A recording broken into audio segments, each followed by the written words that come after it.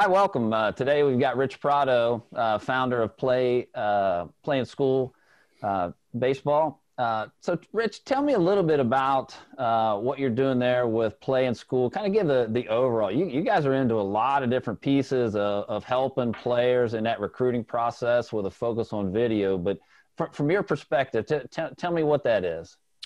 Hey, first of all, thanks for having me on here. I appreciate it. I went through, over the last couple of days and watched a bunch of your conversations with other people, a lot of college coaches and a lot of good info. So good on you. Congrats on being able to, bring in some good guests and put out some great content.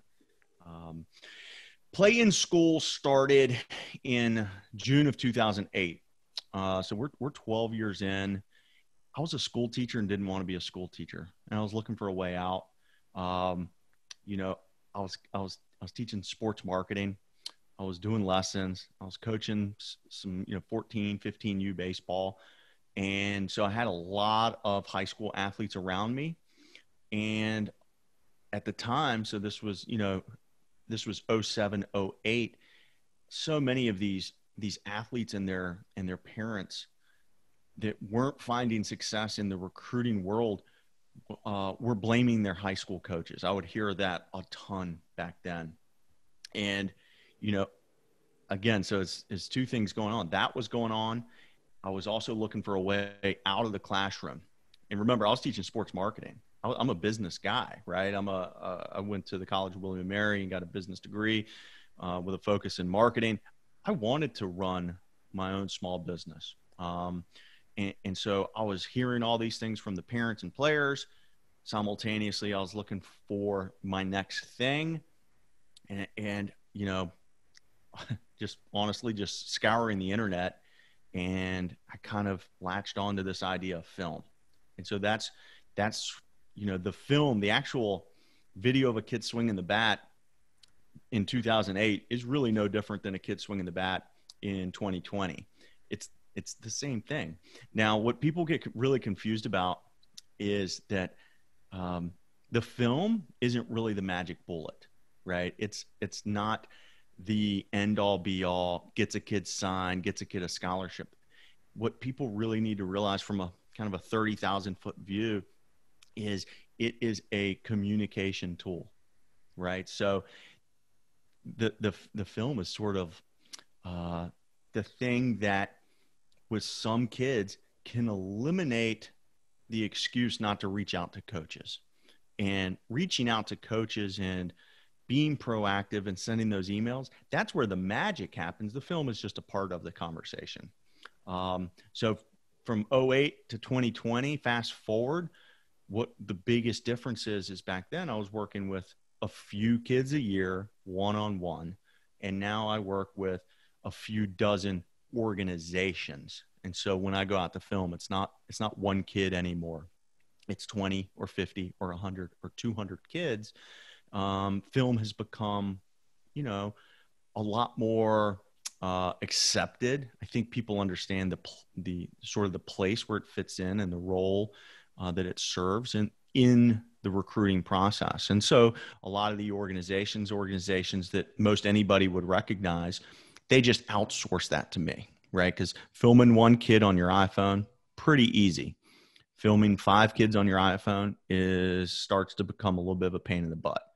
Filming 50, totally a non-starter, right? So the coaches who say, hey man, I need updated film on all my guys, those are my people. Those are the guys who just say, hey, come on in and we run a workout in a couple hours, we film everybody. And the finished product is a really clean looking website that they can share. But that's sort of the 30-second quick and dirty, how I got from 08 filming one kid to 2020 filming thousands of kids. So the videos is such a huge part. When we get a lot of questions from parents, hey, what do I need to do video? So you've got the skills video with what you're talking about there. Yeah. What other types of video do you recommend kids put together, and talk maybe a little bit about that distribution? So you've got YouTube, you've got their Twitter account. Yeah, sure. What else should be in that package? Well, that's actually a way bigger question than maybe you even intended it to be. So I'll try and hit it kind of bullet point by bullet point. First of all, film can mean lots of things. Film can have a lot of purposes. It can serve a lot of purposes. On the one hand, film can be used as an instructional tool. That's not what I do. Film can be a marketing tool. That is what I do, right? Film can be kind of a highlight thing for grandma, grandpa. That's not me. Okay. Now we're getting, especially kind of, I think COVID fast forwarded this acceptance of the live streaming. Now that's your game film. That's not what I do. I'm doing the skill set video at scale. I'm getting that in what I really refer to it as is like a video resume. Okay. So when I'm talking to moms and dads, I'm always talking about how the recruiting process parallels a job search. Okay. And so most moms and dads, when you talk in those terms, they've all looked for work. They've all been through a job search. And if you ask them, hey, what's the first thing you're going to do? One of the, logical answers is we're going to spruce up the resume. Like, you don't look for work without a up-to-date resume. Well, that's what I'm doing. I'm getting an up-to-date resume in video format of entire organizations. Okay. So here, this summer, we saw everybody just flocking to live stream, and live stream has tremendous benefits. There are a lot of obvious pitfalls, a lot of things you're not going to pick up in a live stream that you would sitting in the stands. But one of the things I've heard a couple people talk about, well, we don't need a skills video because we've got the access to live stream. So follow me here for a second. Let's go back to my job search. I've always said that the video, our skills video, would be equivalent to a resume. An employer scans a resume.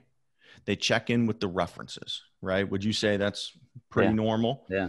If the resume and the references check out, then the next logical step would be an interview. Okay. In the baseball world, a skills video is the resume. You cross-check that with your references. You say, tell me about this kid, right? You're talking to the high school coach and the travel coach, and you're getting the references. If that checks out, then it's time to go sit in the stands. When coaches are sitting in the stands watching a kid, that is interview number one. Well, this summer, we sort of jumped the shark a little bit, and we skipped the resume, we skipped the references, and we're going straight to interviews, live streaming, which, if you think about it, is not super efficient because there's a zillion live streams going on simultaneously.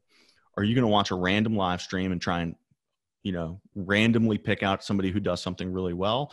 Or are you going to cross-check somebody's resume, check in with their references, and then intentionally sit down to watch a live stream with that kid? That, to me, seems like the smart play. If I'm a college recruiter, I want to do a little bit of work up front so that when I am logging in to watch a live stream, it's with intent. It's with a kid that's already been pre-evaluated and comes with good references. So that's a really long answer to sort of the first point on, the different types of video. And I really try and stay in my lane. I have not ventured into the live streaming world. There's some people out there doing a really good job with it. I'm sticking with, and I have stuck with so far, that resume building piece where I can make that skills video for lots of guys. And the live stream, like you said, was really huge this past summer, and it's still through the fall. As long as D1 guys aren't allowed to get on the field, that's going to be a pretty big option. However, over half the live stream stuff that I see, I can barely see the players. Yeah, not even half. Probably more like 95%. You can't see. It's not close enough. They don't have necessarily multiple angles. Some of them. So it's a really poor.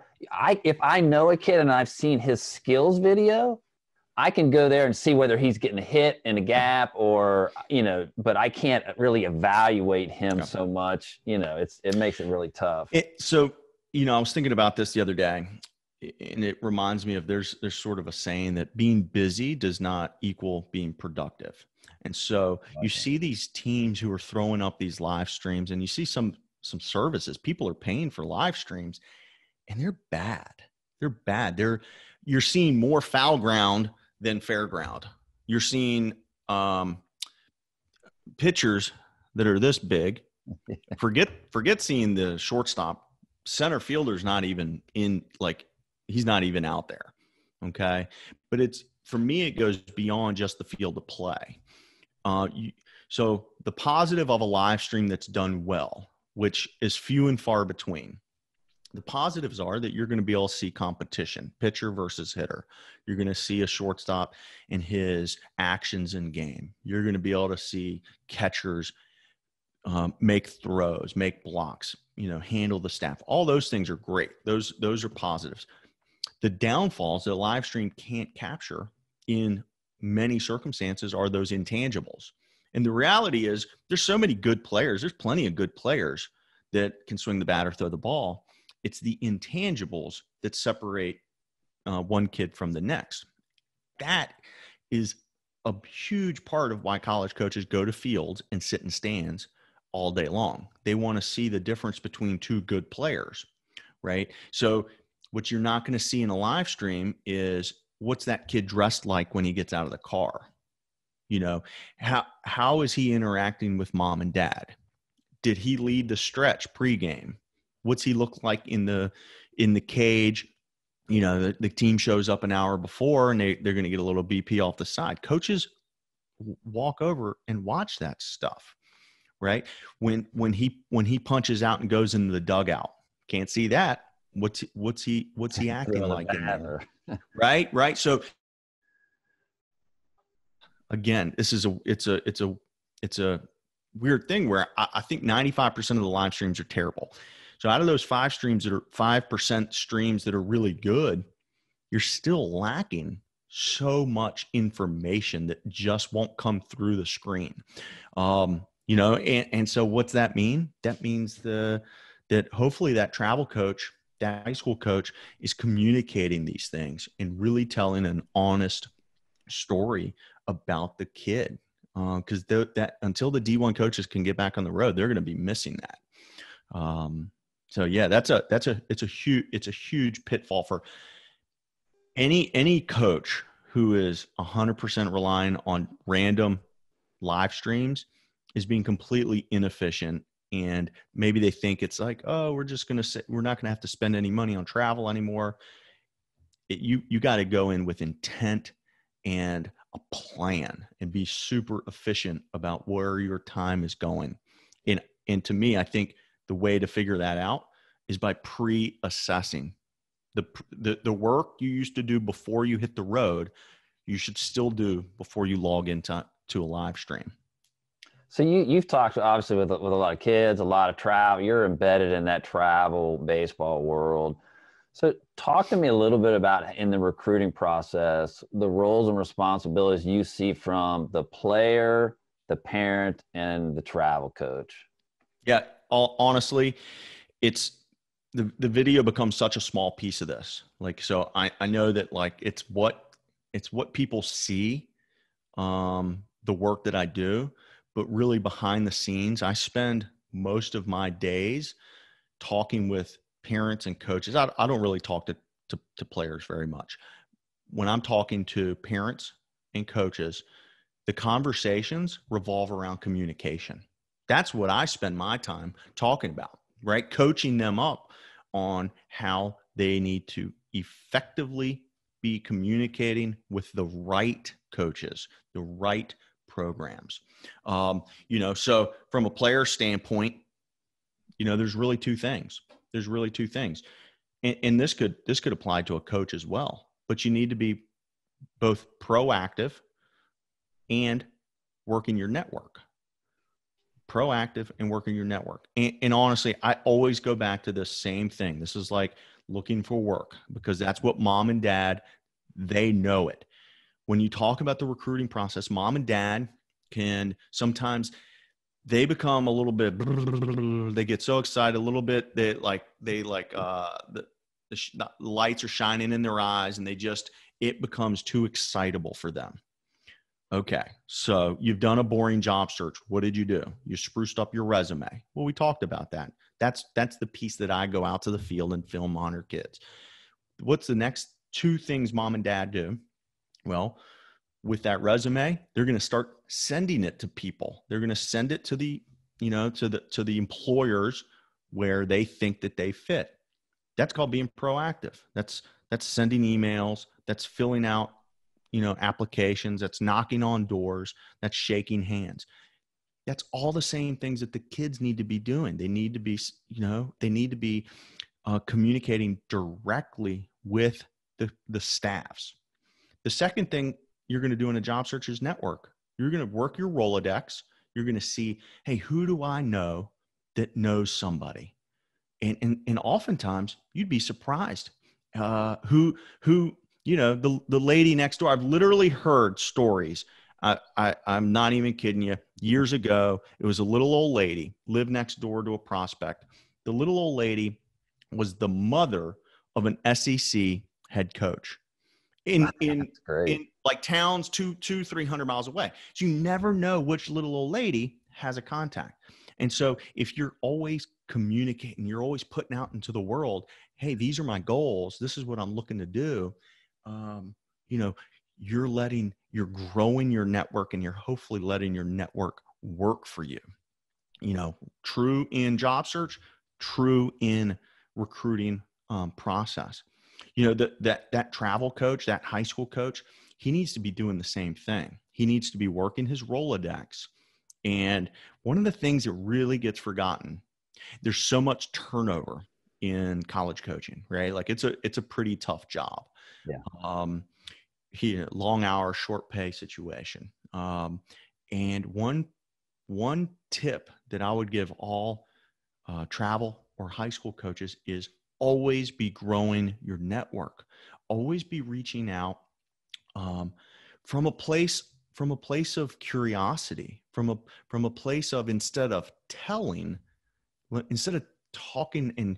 and shoving their player down a coach's throat and telling them how good your player is. Instead, come at it from a place of asking and being open to getting their opinion. I mean, it's the college coach's job on the line. Let him evaluate the talent. So if you can call and say, hey, coach, I want to introduce myself to you, and I think this kid's pretty good. I see this thing, he seems to have this something special about him. I'm wondering if you see what I see. Let me text you the film over so you can watch it while we're talking. And what that coach can see, the physical talent. It's either good enough or it isn't, or it's either interesting. They've looked at guys before, right? Right. So while you give that guy an opportunity to do his job and assess, then you change the conversation from the physical stuff, which they can tell, they can evaluate very easily, and you move the conversation into the intangible stuff. You talk about, how the kid is in the classroom and how he is in the locker room and how he prepares.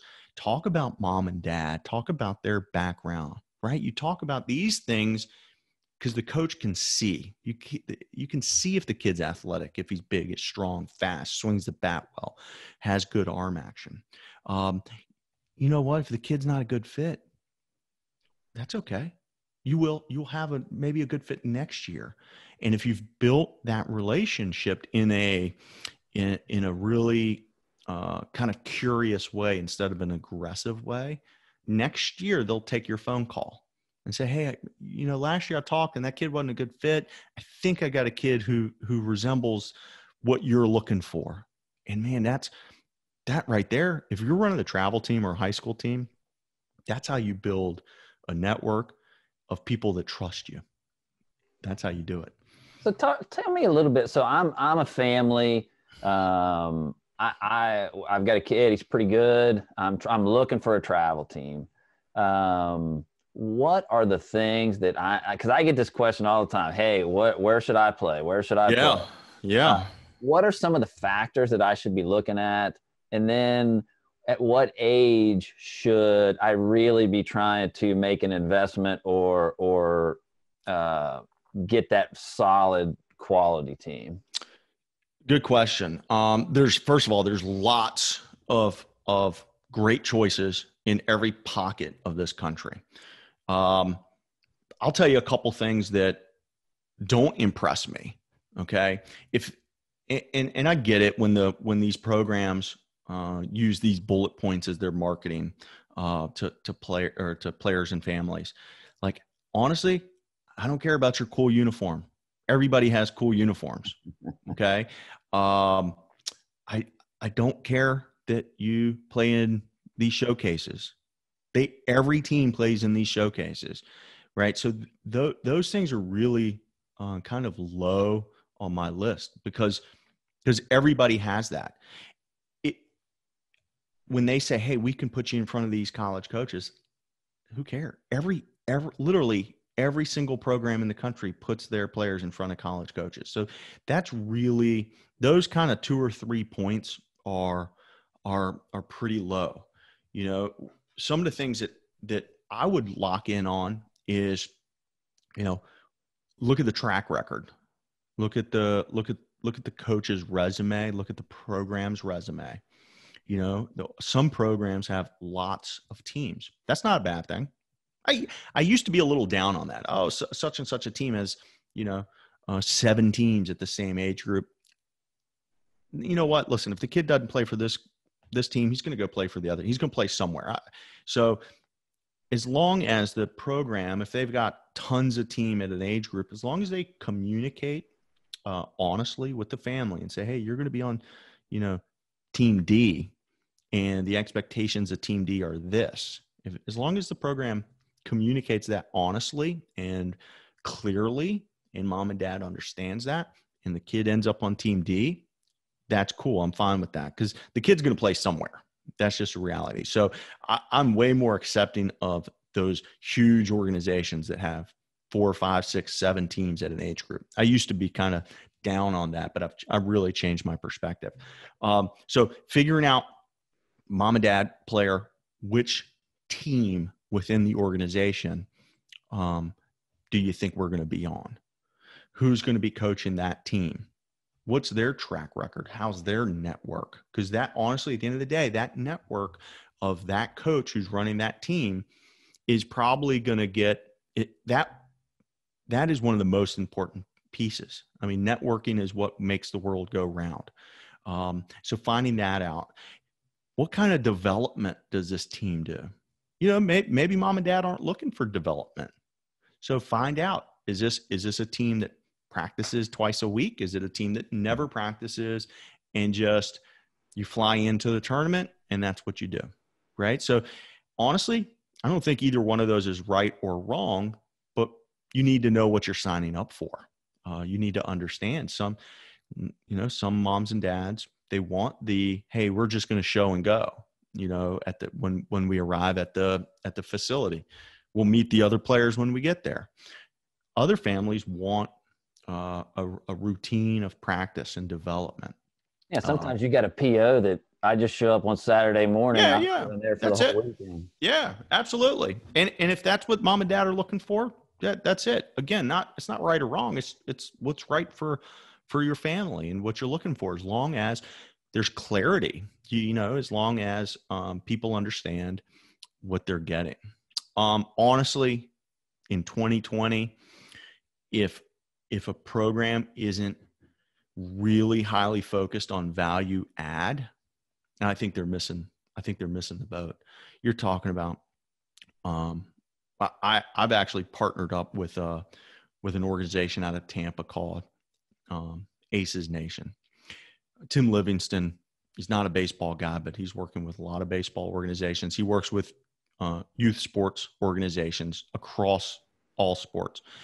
And his organization's providing things like online tutoring for players, access to strength and conditioning plans, access to meal prep ideas, Oh, wow. access to non-athletic scholarship opportunities, right? Play in school, another value add, right? So you start looking at organization A. They have cool uniforms. They play in these tournaments that everybody else plays in, and they play in front of college coaches just like everybody else. You know, team 2, organization 2 has those things, plus they provide film, plus they provide access to online tutoring, to meal prep, to strength and conditioning, to right, like, you know, yada yada yada yada yada yada yada. You start looking at these value adds, and I'm talking to travel coaches all the time, and you kind of have two camps. Yeah, and this is probably true in every industry in the world. There's two camps. There's the I need to lower my price, or else I'm going to lose moms and dads. They're going to go that, and that's like you ever seen those gas stations on opposing corners, and Yeah. one lowers their price 2 pennies, and then the other one lowers their price 2 pennies. And I'm like, guys, this competing on price in travel ball is a losing proposition. It's a race to the bottom.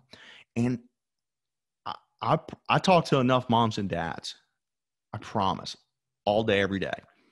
Parents in travel baseball do not want the cheapest.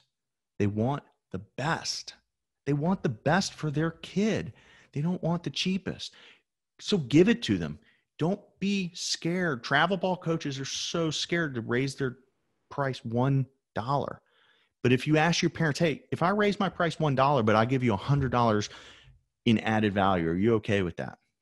If I raise my price $100, but I'm increasing your value by $3,000, are you okay with that? What parent in the world is going to say, no, please, no, we don't want the extra value? It's, and there's odd. You got two camps, and you know, honestly, I work with the camp that is in the value add. They want value add for their players and families, because that is the major separator to me. So what age? So, you know, a lot of times the guys will play local Oh, baseball, or yeah, they'll play sure. local travel, low cost. Oh, What age do you see making that jump into a yeah, investment? 14, 15, you know, based on the kid. I've got a 4-year-old, and I think about this stuff often. He'll be 5 in November. That's And, awesome. you know, we have friends with kids who are just a little bit older. Yeah, man, they're traveling around and at 8 years old and staying in hotels. And I'm going, we live in Richmond, Virginia. Do you know how many good baseball teams there are in Richmond, Virginia at 8 or at 12 or 13? It's unbelievable. Like, so why are we running around the world spending all this money? And again, listen, mom and dad, that's up to you. That's your decision, but know what you're looking for, know what you're signing up for. Personally, I don't want to run around the country playing baseball at 8U. It's not of any interest to me. You know, so if my kid develops into a player and it looks like he's motivated and he's pretty good, well, 14, 15 years old, that's when those types of things will happen. But honestly, a parent needs to be honest with themselves and go get some outside counsel and evaluation, and be really honest. What is this kid? What kind of potential does this kid have? Because again, remember what I said, being busy does not equal being productive, right? So if you're putting this kid in the wrong events, well, then you're just running around wasting money. You got to figure out, where is this kid's target market? Play for a team that's going to go to those types of events. That's it.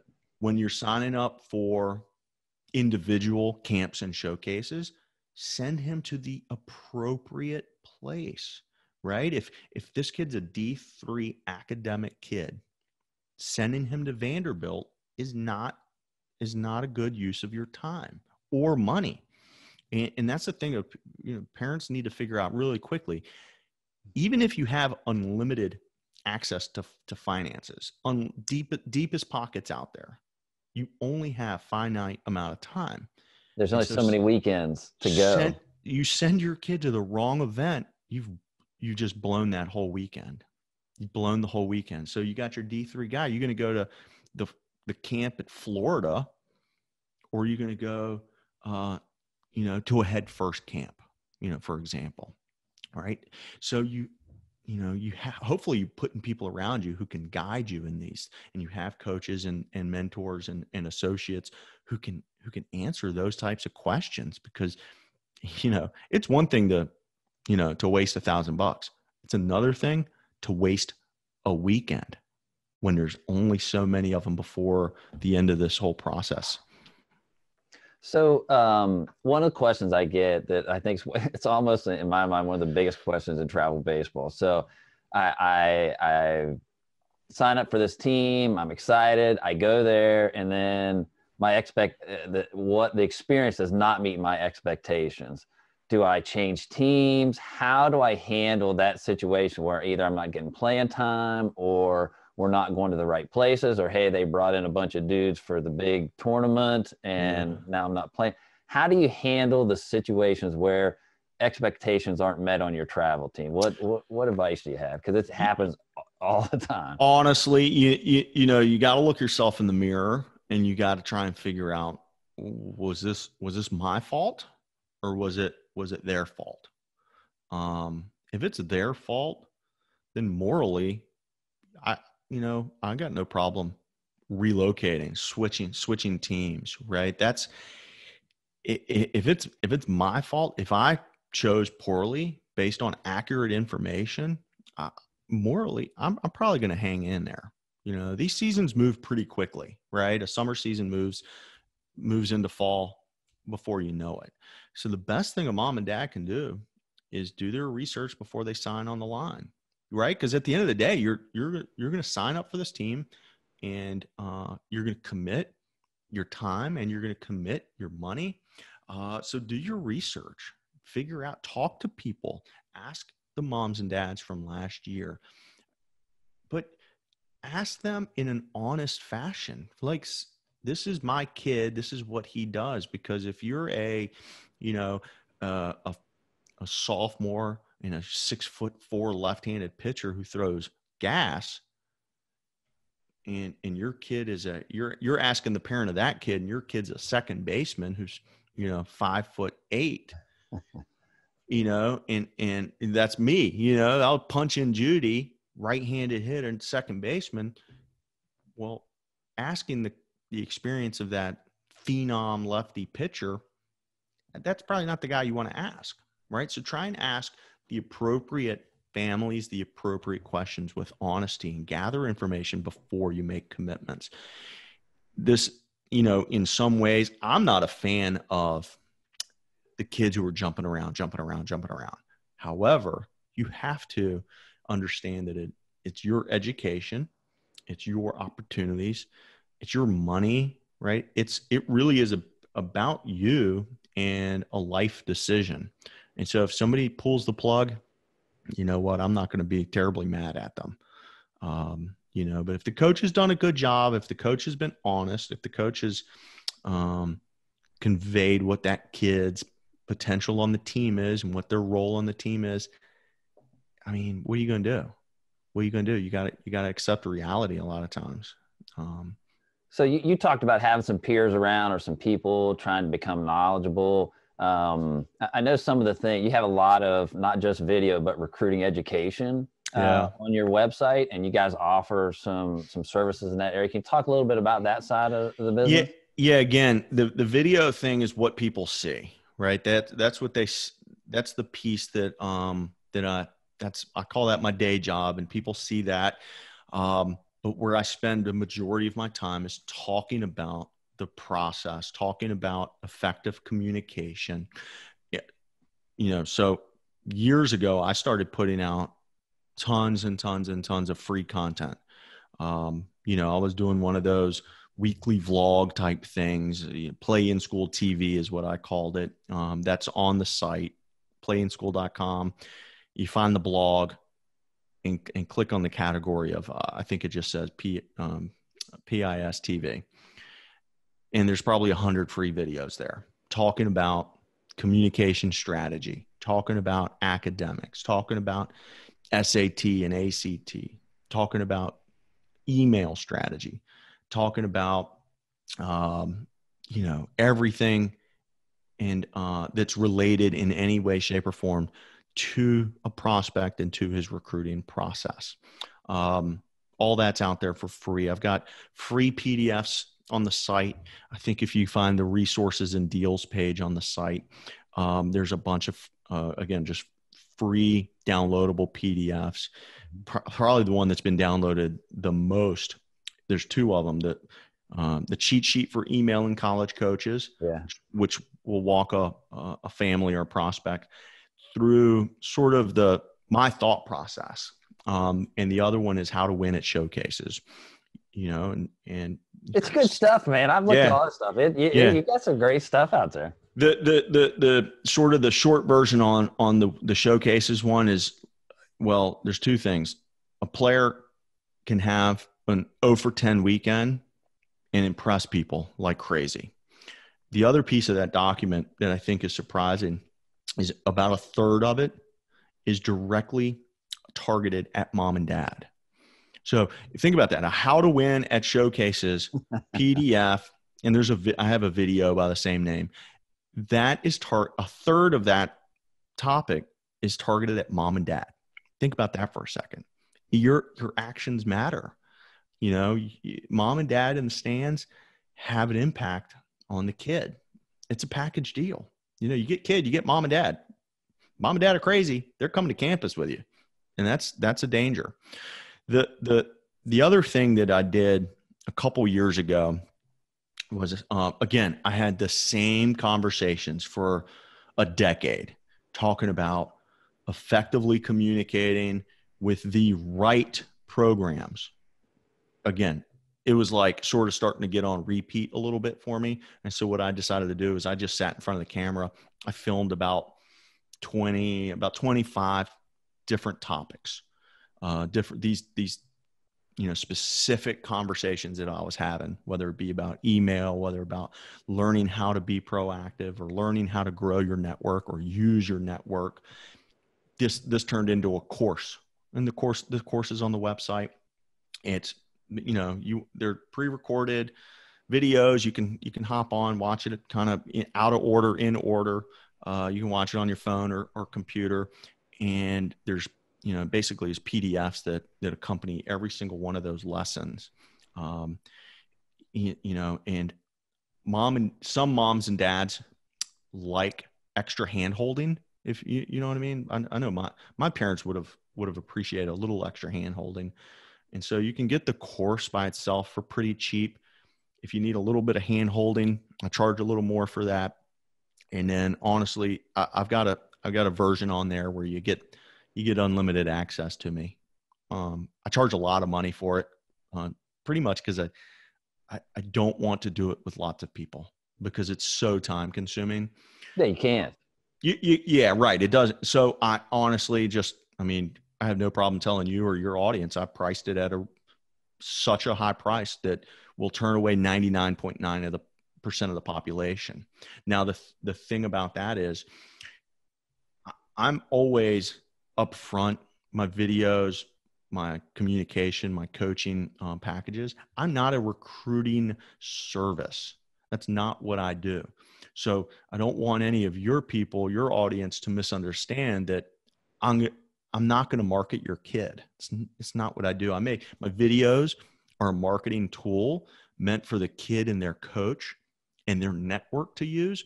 I'm not out there sending them out to thousands of coaches. It's not what I do. And the same thing with my private coaching. I'll put it like this. a hitting coach, right? Like you're in the cage flipping balls with your client. That hitting coach isn't going to go into the game and take your game at bats for you, and neither am I. So I'm coaching the kid up on how to best communicate. I'm not doing that communication for him, right? So there's a parallel, and I never want anybody to misunderstand. But I tell you what those two kind of upgraded versions of that course where it's a little bit of hand holding or a lot of hand holding, what that has become a big part of is really therapy for mom and dad. And it's like, step away from the ledge. Everything's going to be okay. You know, it's like, cause they call a couch. You send them a couch. Yes. It's they're laying back on their couch and, you know, they're venting but you know, a lot of parents need that somebody to just calm them down and talk truth to them and walk them through it. And the reality is at the end of this process, and I've worked with thousands of kids over, 12 years, is if you want to play college baseball, there's a spot for you. There really is. As long as you don't eliminate yourself academically, there's a spot for you. Now, not everybody can play at UVA. Okay. You can't play at UVA. Let's figure out where you can play. And when you figure out where you can play, then you know what your target market is. And then it becomes an advertising campaign. It becomes a marketing campaign. It becomes a PR campaign. And, quite frankly, a lot of families think it's just about going out to the weekend showcase and playing baseball, and you get 9 at bats over 3 games of baseball, and they think that's how it gets done. Meanwhile, coach just happens to wander in and see you. And I'm sitting there thinking, think about the biggest, most successful companies in the world. I'm talking about your Apples and Nikes, your multi-billion-dollar companies. Everybody knows that Mac's products are superior in just about every single way. So why in the world does Mac spend like $1 billion a year on advertising? Think about that. So you're telling me your kid's a D3 player, but doesn't need to spend any time or effort marketing himself. But Mac is the best product in the history of the world. Their products are the best. And they spend $1 billion a year. Because it matters. Because every touch point matters, and you want to be top of mind. And these are the things that anybody listens, you can get basically all my course can be found for free in those old Play in School TV episodes. You just have to kind of navigate through them. But that's honestly, I go on and on and on and on because these are the things. This communication strategy is where I spend my time. The videos are what I do, and the videos are, sort of how I put breakfast on the table for my little guy and how I keep the lights on. But what I spend my time doing is the communication strategy. I have a podcast called Travel Ball Talk.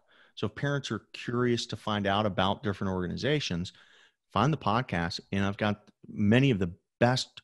The head honcho, head guy, owner, GM from the best travel ball organizations.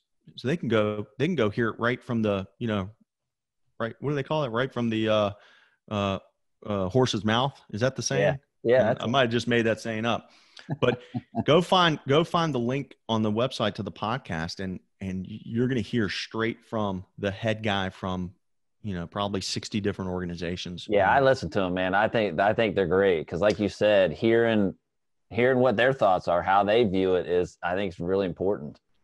So one of the questions I ask folks, and this is broader than maybe travel and video, and I get all kind of answers, but what's the dark side of recruiting? When you hear that question, what springs to mind?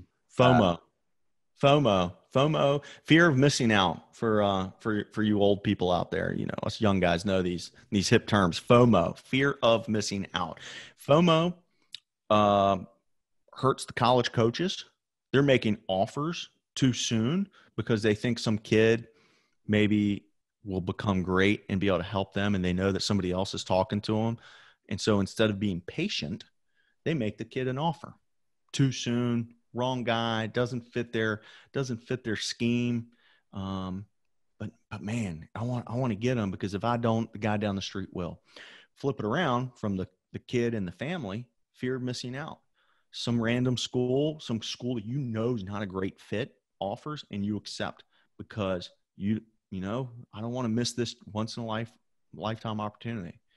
When the reality is, if you're patient, that once in a lifetime opportunity will likely come around again in a couple weeks from a different program, and hopefully from one that is a better fit. Fit's everything. Everybody talks about fit, and then fit goes right out the window when FOMO kicks in. I see every day. You talk to any of these kids going through this thing. Oh, I want the right fit academically, socially, athletically, and all out the window because somebody says they like me. And I'm just like, guys, come on. Be patient. Be patient. The thing about fit is you have to do a little bit of research, and you have to spend time figuring out what your best fit is. And when you know what your best fit is, you have to be able to stick to your guns. You have to be able to be confident enough. I'll use an example. Let's just say we got a stud. My kid's he's a great player. He's going to be a high level guy. Well, let's just say we're getting offers. We're getting ACC type of offers. And let's say, let's stick to the Carolinas. Let's say Duke comes into the picture, and let's say Clemson comes into the picture. Well, you're talking about pretty different experiences, right? You're talking about a big, giant state school, and you're talking about a small private school, right? These are different experiences. One's an elite academic institution. One's, nothing wrong with Clemson. It's an average state school, right? It's, what you're getting. Well, if you have done research up front and you know where you're going to feel most comfortable, one of those doesn't work. I don't know which one, but one of those is they're not similar enough for me. So when I'm talking about best fit and you're asking a kid, hey, what are your top 5 choices?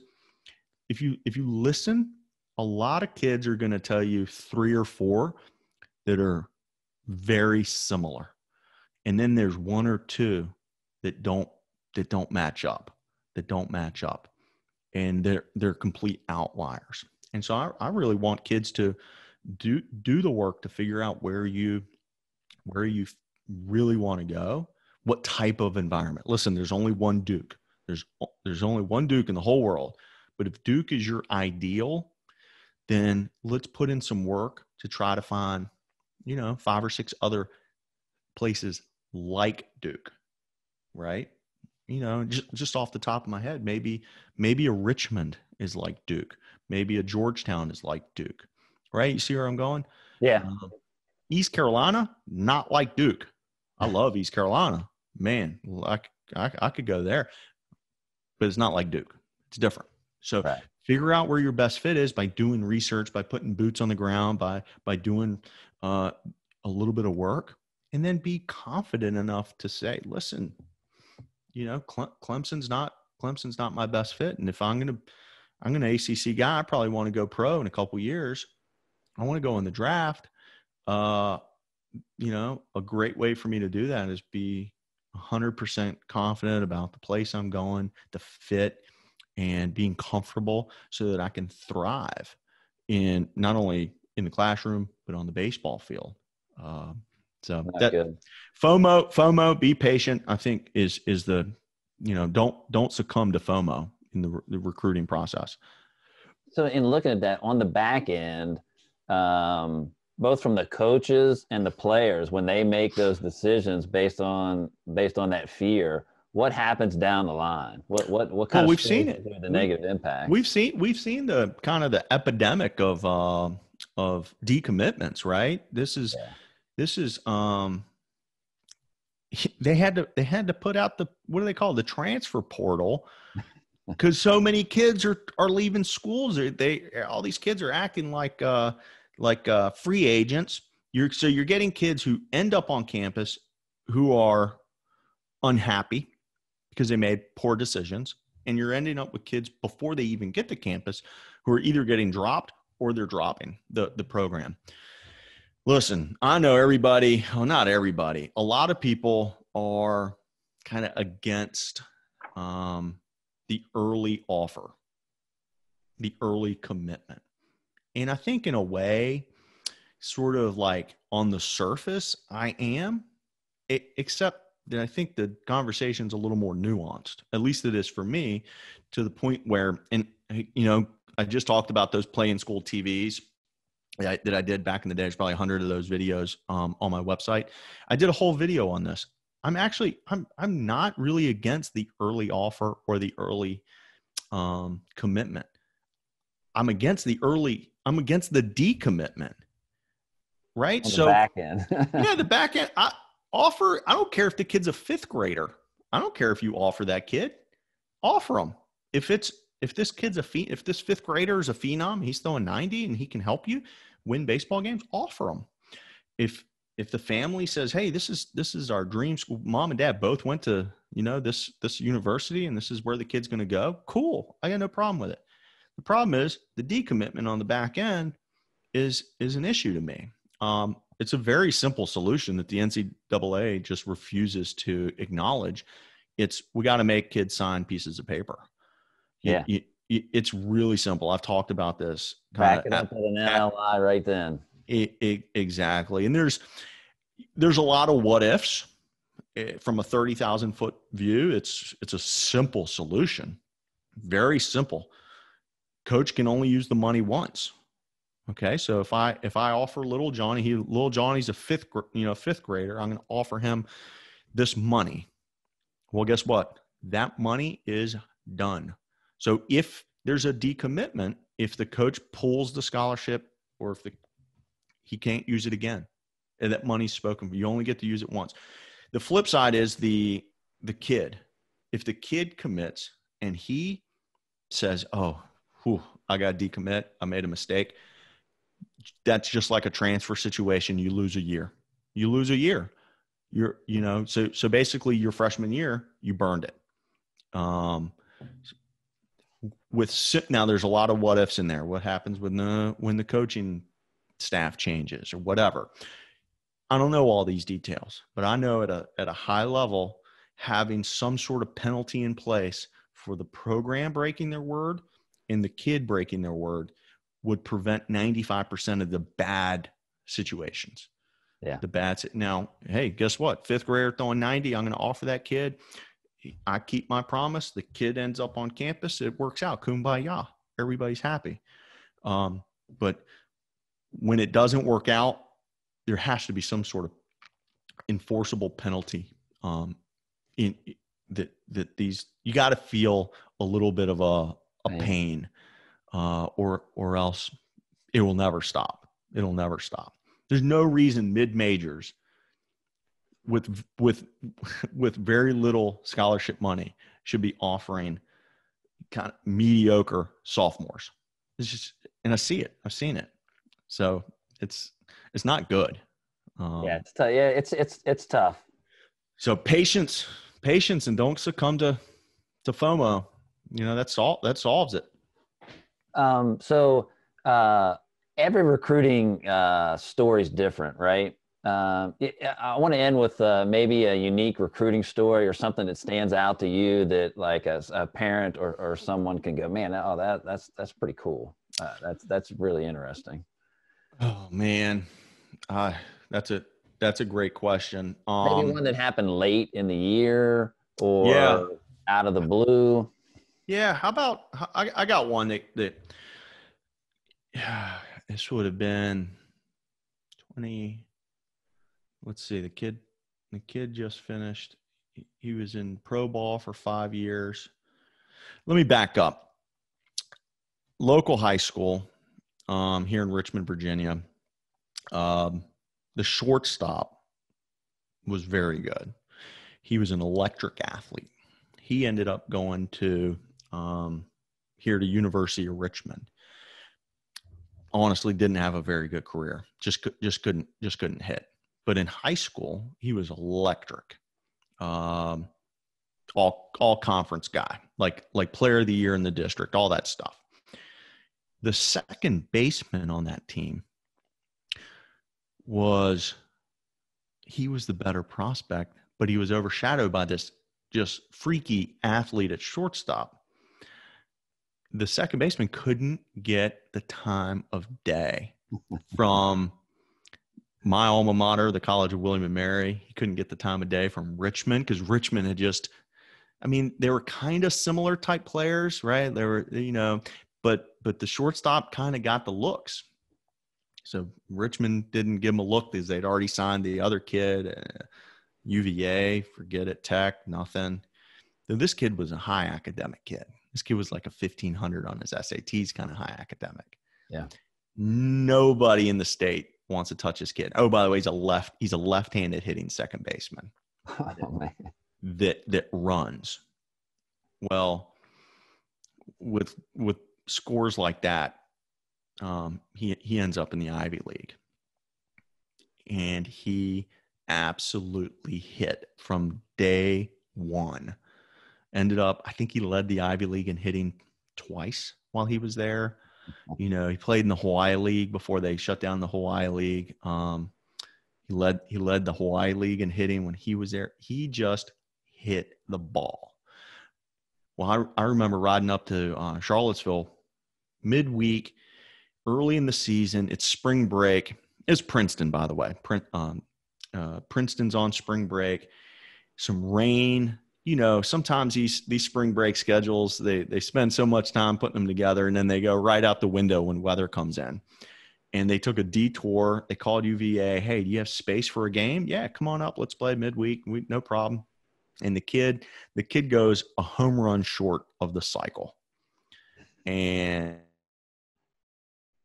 by this point, he's in the outfield. He's playing outfield, just a rabbit out there.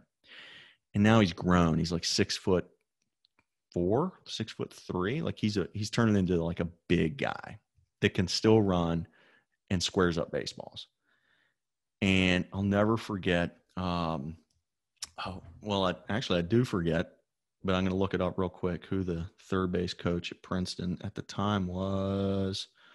Hank Coogan, who actually is a Richmond, Virginia guy who was coaching up at he went to St. Christopher's right down the road from me. So he's coaching third base, and Kevin McMullen, the hitting coach at UVA, still there. He looks at Hank and goes, "Did we miss a guy?" And Hank's like, "Kinda. He was right underneath your nose." So coming out of Princeton, he ends up getting drafted by the Nationals, and he honestly had a pretty stinking good pro career. He hit 300 in 5 years of pro ball. Spent the last 2 years in Double-A. But this year would have been sort of make it or break it for him. And there's probably a lot more sad stories than his. His isn't terribly sad. I mean, it was make it or break it from a baseball standpoint. No, you go to Princeton and you end up with a pro career. Yeah, the thing is, like, this year starts, and if the Nationals, if they have any issues in the outfield, he's basically on the short list to get a call up. Well, listen, the season was what it was, or is what it's. I don't even know how far we are. It's the end of September. We're recording this, so we're moving on into playoff baseball before we know it, with a 60-game short season and no minor league baseball. So in a make it or break it career year, the decision was made for him. And he, what's funny, now that I tell the story about McMullen and UVA, he finally ended up at UVA, but not on the baseball team. He's at business school. So he traded in the cleats for for an MBA. So, but that was a story, is like literally nobody wanted this kid. And and we couldn't figure out why. So look, there's Yeah, a million of those stories. And the reality is the kids who communicate, you got to put in the work off the field on your computer and on your cell phone. These coaches need to hear your name over and over again, just like Nike keeps putting their shoes in front of me on the TV commercials and online. The kids need to keep putting that work in, and it'll work out for them. It always does. It always does. Rich Prado, Play in School. Rand, I really appreciate your time. There's so many more questions I want to ask you, but man, we burned through an hour quick. So I know, man. I know this stuff. You start talking about it, and then time flies, doesn't it? I appreciate your passion, and I appreciate what you bring to the baseball world, man. A lot of help, a lot of education, and the video work you do, man. That's helping a lot of kids achieve their dreams. So appreciate your time, buddy. You got it, man. Thanks. All right.